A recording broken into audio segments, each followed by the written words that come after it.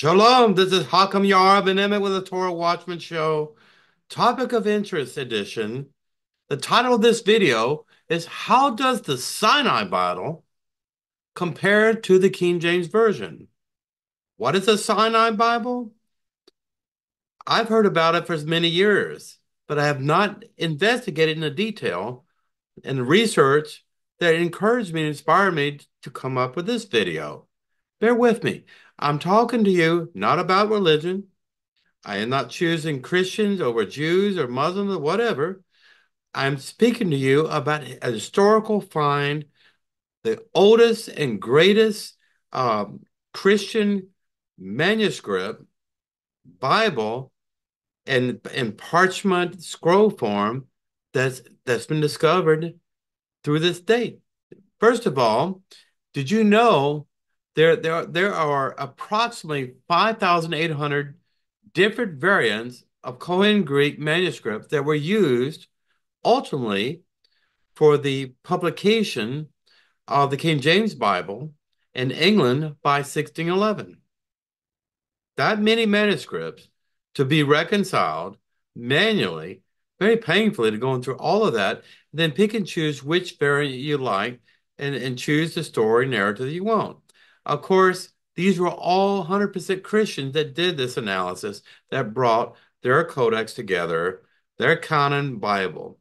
200 years after a great linguistics, archaeologist by the name of Constantin Tischendorf, his birth, questions remain as to the conditions of the removal of this Codex Sinaiticus. That's what they call it, from the St. Catherine's Monastery. You probably heard of that too.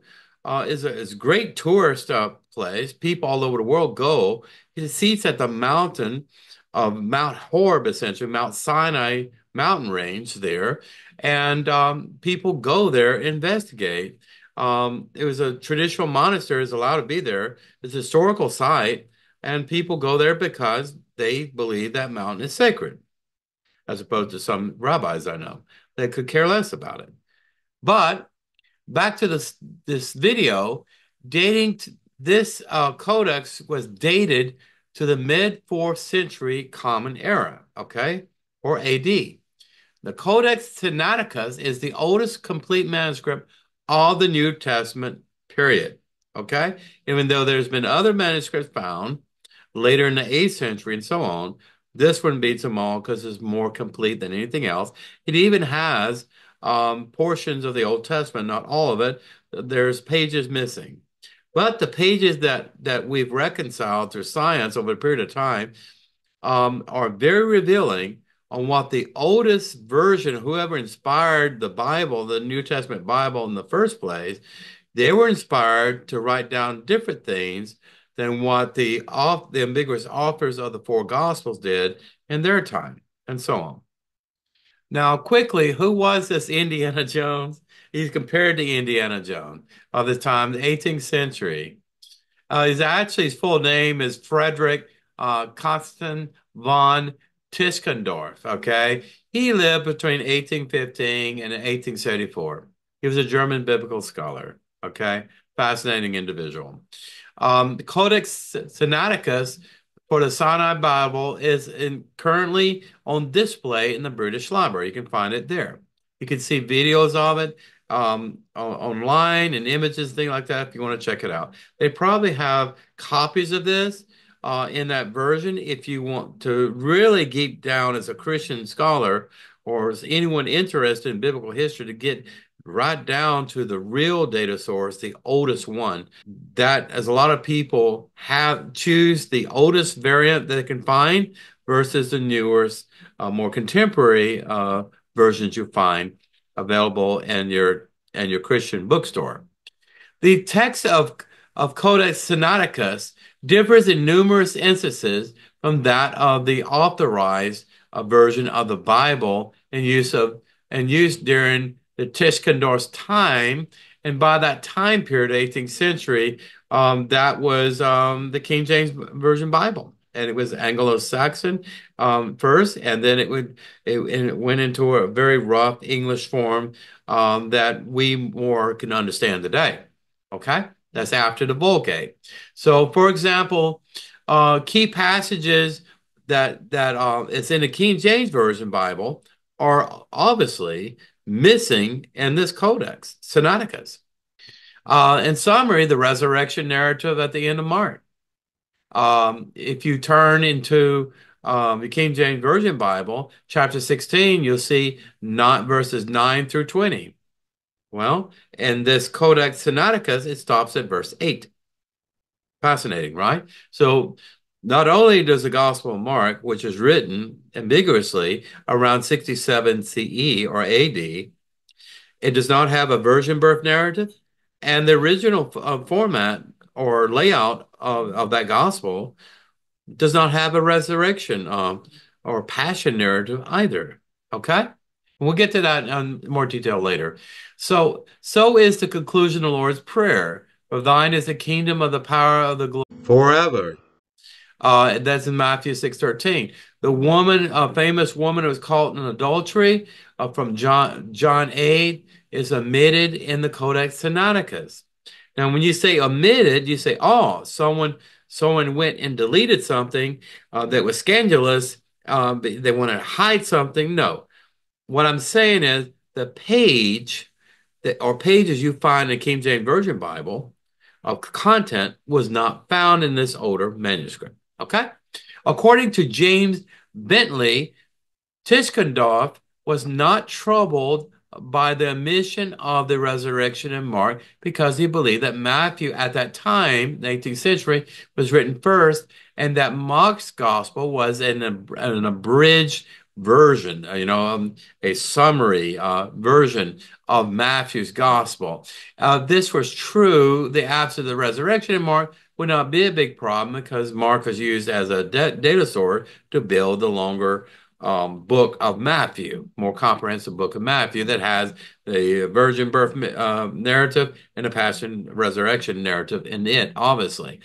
However, later on, again, this archaeologist, Tischendorf, he was actually a Christian. He was a Christian. He's a believer in Jesus, a believer in the New Testament. So what he found here, he is a scientist, but he was also a theologian, a Christian. He's a Bible scholar. He was disturbed about what he found because it was direct contradiction what he had learned. Okay, so he had to try to make up a formula or an explanation why the differences were so bizarre and so different. To the fact the whole Passion of the Christ, the famous movie there. You've seen this in other Jesus themed movies in the past. The woman caught in adultery, and Jesus said, "You without sin, cast the first stone."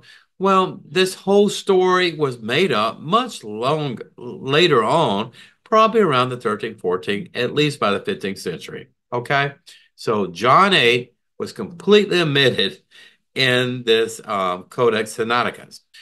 This could cause great theological concerns if it's taken verbatim and seriously from a scientific point of view. If you look at the oldest manuscript and you compare apples and oranges between the King James Version Bible and this Codex, you will find out that there's great discrepancies between them. How do you reconcile that in your mind if you're a person of faith? Okay, and this is how Tischendorf was dealing with his problem. I don't think he ever figured it out in his time.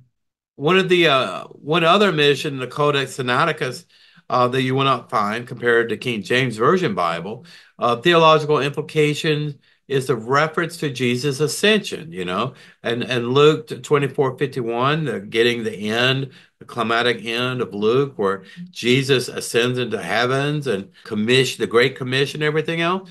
Well, that epic verse is not found in this codex. So you have one theological construct and belief that was driving or inspiring whoever the authors were of the Sinaiticus that was found, in the 15th century, dating back between the 3rd and 4th century when it was written by these, by these scribes of their time in Koine Greek, their theology was radically different than the theology, say, in the Middle Ages of most Christians, Roman Catholics, and later Martin Luther and John Calvin. Okay? Now, additionally, uh, Mark chapter 1, verse 1, in the original manuscript, omits the reference to Jesus as even being the Son of God. Now he says, I'm the Son of Man and all of this. I'm the servant of God, maybe, but he never said he was actually the Son of God. Okay. The Son of God, that deliberation and that phrase was later added and polished up in the New Testament canon by Christian biblical scribes, probably monks and monasteries. People had to handwrite all this out. They decided a different theological approach or construct than the people who wrote the Codex Sinaiticus. Now, I'm going to cover quickly some breakouts to give you more clarity, a little bit of more comprehension here on how immense these differences are. Okay, so the Mark and Resurrection, for instance, 9 verses were added to the original Greek manuscripts by the time King James Version was canonized and published by 1611. So the Koine Greek, the main baseline that was used for all the New Testament books there were numerous verses that were added. For instance, the book of Mark, chapter 16, verses 1 through 14, we mentioned before, additional verses. The last verse, if you were reading this Codex Sinaiticus in verse 8, it would say this, and they went out quickly and fled from the sepulchre, for they trembled and were amazed. Neither said they anything to any man, and they were afraid. Now, these were the women who encountered the angel in supposedly an empty tomb, and they ran away. And the angel said, don't tell anyone. So there's no Great Commission. There's no mention of disciples, the doubting Thomas, and Jesus revealing himself. That was just an open and shut case and Mark.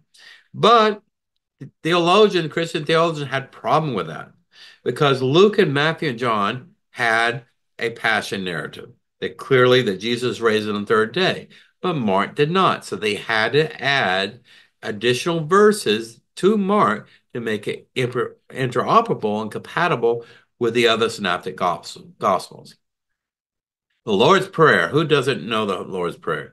Matthew chapter 6, verses 9 through 13. The second part of this verse in 13 in the King James Version Bible was missing from the Sinai Bible. For instance, for thine is the kingdom and the power and glory forever. No mention of the Son of God, no mention of Jesus. Even a Jew could say this without breaking a mitzvah. Okay. The woman caught in adultery, I mentioned earlier. The Gospel of John, chapter 7, verses 53 to chapter 8, verse 11. Very famous story. A woman accused of adultery. The evil Pharisees are about to stone her because adultery is a punishable offense, capital punishment, especially if you're a woman committing adultery in ancient Israel. This whole story was not even in the Codex Sinaiticus. There are movies, Passion of the Christ, Mel Gibson, all of this. You see it. Makes great stories and everything else, but is not found in the oldest version of the New Testament Bible. Significant omitted verses in closure in the Codex Sinaiticus is Luke chapter 24, verses 51. It omits the ascension. Wow. It omits carried up into heaven, living no ascension in the gospel. So, what's mentioned predominantly in the hope of every Christian, the rapture, Jesus ascending into heaven, he's going to take all the Christians up one day, according to their theology. But, if you read this oldest version of the New Testament Bible, dating between 3rd and 4th century, very, very old to be in that complete form, we have a couple pieces of manuscripts here and there of something a little bit older, but not a complete Bible, more or less complete, okay, than this. So that really pricks your heart if you're a passionate Christian of faith, that if you know something older and you consider one truth as another truth, which one are you going to choose? Are you going to trust your pastor? Or are you going to trust your own mind, God-given mind, your own conscience, not to lie, not to exaggerate the truth, and do the research and deep diving yourself to prove to yourself what's fact and fiction? Now, Mark chapter 1:1 adds the phrase, the Son of God, only above the line as in later edition. So, Son of God was added at the top in this verse in the later edition for emphasis. They wanted to prove whoever the authors and people that were refactoring the New Testament and adding and deleting scripture, they wanted to prove that Jesus was indeed the Son of God. Now, Luke chapter 9, verse 55 to 56, but he turned and rebuked them, and they went to another village. Okay. This verse here, it was omitted in the Codex Sinaiticus. Alterations perhaps are due to later theological beliefs. In the Codex Sinaiticus, you will find Matthew chapter 24, verse 36. But on that day and hour knoweth no man, neither the angels of heaven nor the Son, but the Father only. The Son is capitalized here in English in a translation from the Koine Greek.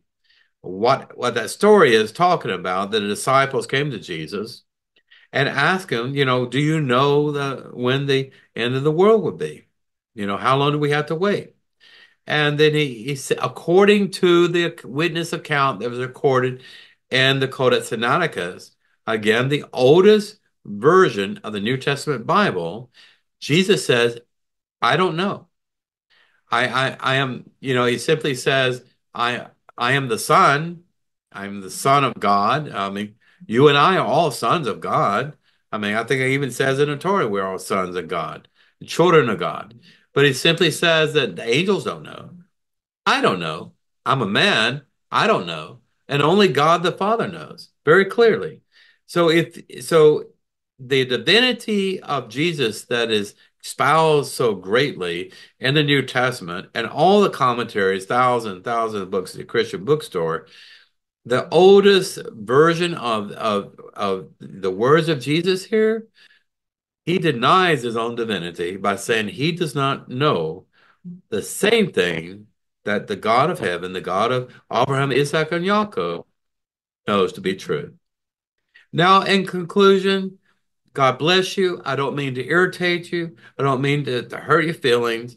Listen, I try to be unbiased in my approach to my videos. I do shoot for the hip. I'm not politically correct. And I want to share all the love and wealth and truth to you as I can in the sweetest way I can. This was very interesting to me. I like scientific discoveries. I love archaeology. Who does not like Indiana Jones, right? And I just told you a real story about someone who was like Indiana Jones back in the 18th century. Take care. This is Hakam Ya'ara ben-Emmett signing off. Until the next time, Shalom Aleichem. Take care.